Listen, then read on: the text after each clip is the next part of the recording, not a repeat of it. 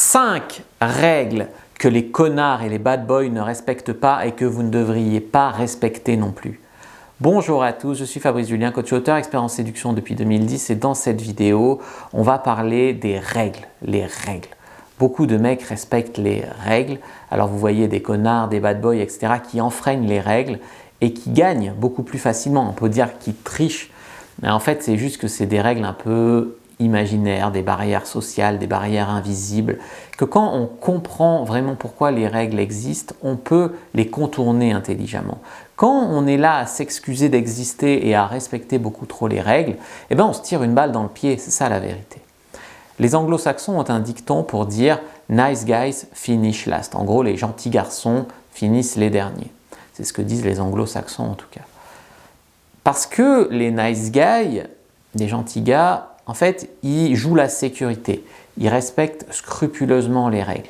Les bad boys, eux, les mauvais garçons, du coup, franchissent parfois la ligne blanche, d'accord ? Il s'agit de franchir intelligemment la ligne blanche. Parfois, les bad boys ou les connards franchissent trop la ligne blanche, ça devient une ligne rouge et ça ne va pas non plus. Mais il faut toujours franchir la ligne intelligemment, d'accord ? Ça, c'est un truc que la vie m'a appris, c'est qu'effectivement, des fois, il faut faire des trucs un peu borderline. Toujours pour le bien de l'autre, pour ton propre bien, en faisant jamais de mal. Regarde, par exemple, imaginons que ta femme est enceinte, elle est sur le point d'accoucher dans ta voiture, c'est la nuit, et tu es à un feu rouge. Et tu sais que ce feu rouge, il dure 5 minutes, mais il n'y a personne au carrefour. Tu vois bien qu'à gauche, à droite, il n'y a personne, en face non plus, il n'y a personne. Il n'y a personne, il y a le feu rouge qui dure 5 minutes, ta femme est en train d'accoucher à côté de toi. Est-ce que vraiment c'est le moment de faire perdre 5 minutes, d'attendre comme ça, comme un con? Voilà.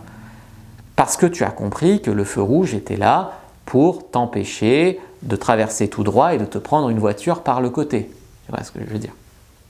Donc, par contre, si c'est une question de vie ou de mort, de griller le feu, en fait, est-ce qu'il ne faut pas mieux le faire? Voilà. Ça, c'est vraiment une question, chacun répondra à sa façon. Mais vraiment, on ne peut pas comme ça avoir peur de tout. On ne peut pas toujours comme ça se conformer tout le temps. Le premier conseil que je vous donnerai ici, c'est d'être un peu plus égoïste, d'être sainement égoïste. Parce que si vous êtes un gentil garçon, un nice guy, vous faites toujours passer les règles, les envies des autres, les besoins des autres, etc. Vous laissez toujours votre part aux autres. Vous perdez votre temps, votre énergie, vous faites des efforts, vous faites passer les hobbies des autres avant les vôtres, les envies des autres avant les vôtres, vous vous excusez presque d'être là, d'exister, d'avoir des envies, de mériter votre part, etc. Soyez un peu plus sainement égoïste. Bien sûr, si vous êtes du genre à qui on reproche tout le temps d'être égoïste et que vous êtes un connard, soyez un peu moins égoïste. Mais comme je sais que je m'adresse beaucoup dans mon public à des mecs bien, même des mecs trop bien, je vous conseille d'apprendre à être sainement égoïste, c'est-à-dire qu'il faut quand même rester généreux, etc. Mais il y a des fois où il faut se faire passer en premier. Par exemple, vous fréquentez une fille qui vous plaît, vous êtes mordu d'elle, et elle veut juste être amie.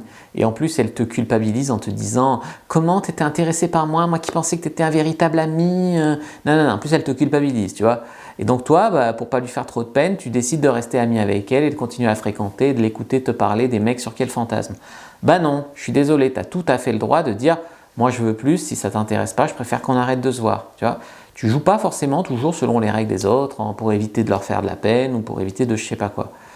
Ne vivez pas non plus la vie de quelqu'un d'autre. Vivez pour vous, vivez selon vos règles. Tu vois, par exemple, on dit souvent qu'être salarié, c'est réaliser le rêve d'un patron. Parfois, tu prends un job parce que ta mère avait décidé que tu devais faire tel job et qu'elle t'a mis dans ces études-là et par cohérence, tu continues. Il y a des tas de gens qui vivent la vie de quelqu'un d'autre ou qui vivent pour enrichir quelqu'un d'autre. Donc, essayez de vivre un peu plus pour vous. Deuxième conseil, demandez pardon plutôt que permission. Je donne parfois ce conseil sur mes vidéos de sexe. Par exemple, quand tu couches avec une fille, est-ce qu'il faut dire « Puis-je te mettre une petite fessée en levrette ?» Ça va casser totalement l'effet. Ou tu es en face d'une fille « Puis-je t'embrasser maintenant ?» Ça casse la magie, tu vois. Alors, je sais qu'il y a des féministes qui te demandent de signer un contrat avant de faire quoi que ce soit et de coucher avec elles. Et évidemment, on va peut-être en arriver là dans la société. Mais demande pardon plutôt que permission. Mets-lui la petite fessée gentiment, pas une énorme fessée. Essaye de l'embrasser. Et si elle ne veut pas, si elle te repousse, si elle dit non, ne sois pas lourd, ne recommence pas. Voilà. Mais essaye plutôt de demander pardon plutôt que permission. Oui, il faut prendre plus de risques, des risques mesurés, d'accord, pas sauter du 3e étage, mais essayer d'embrasser une fille, c'est pas un risque de fou, tu vois. Et au début, ça va être inconfortable, hein. Moi, je fais des coachings et je vois des mecs qui, par exemple, galèrent à avoir des rendez-vous avec des filles, puis à la fin du rendez-vous, n'essayent pas de les embrasser, alors qu'on a convenu qu'ils essaieraient. Oui, mais la prochaine fois, quand je la reverrai, oui, mais j'étais pas sûr à 100% qu'elle était intéressée, oui, mais si, oui, mais ça. Prenez un peu plus de risques. 3e conseil sur les règles, n'ayez pas peur d'être remarqué. Souvent, les nice guys, ils ont un style complètement conformiste, ils s'excusent d'être là, aucune originalité chez eux. Voilà, osez un style vestimentaire différent, osez porter un chapeau, osez porter des lunettes, osez vous faire un tatouage, osez quelque chose, osez trouver votre style en fait. Conseil numéro 4, soyez qui vous êtes, mais épicez ça en fait. Vous avez le droit d'être un bad boy ou de ne pas être un bad boy. Vous avez le droit d'être gentil ou de ne pas être gentil. Moi, je suis gentil. Vous avez le droit d'être un connard ou de ne pas être un connard. Moi, je ne suis pas un connard. Restez dans l'authenticité. Je vois des mecs qui se forcent à devenir des connards. Non. Mais soyez vraiment vous-même. Vous pouvez être quelqu'un de gentil mais sexué. Vous pouvez être quelqu'un de gentil mais qui a quand même envie d'elle et qui n'a pas envie de s'excuser pour ça. D'accord? Si vous passez votre temps à vous excuser d'être un homme, ça ne va pas marcher. Ce qui ne veut pas dire que vous devez oppresser les femmes. On est bien d'accord. 5e conseil, assumez un peu plus. De regarder ses seins, de regarder son cul, d'aimer les partous, j'en sais rien, assumez un peu plus. Par exemple, elle dit, tu regardes mes seins là? Bah ouais, ils sont jolis. C'est mieux que, tu regardes mes seins là? Ah non, non, excuse-moi, non, pas du tout, je m'excuse, etc. Alors bien sûr, regarde pas le cul de toutes les filles dans la rue, tu comprends bien ce que je veux te dire.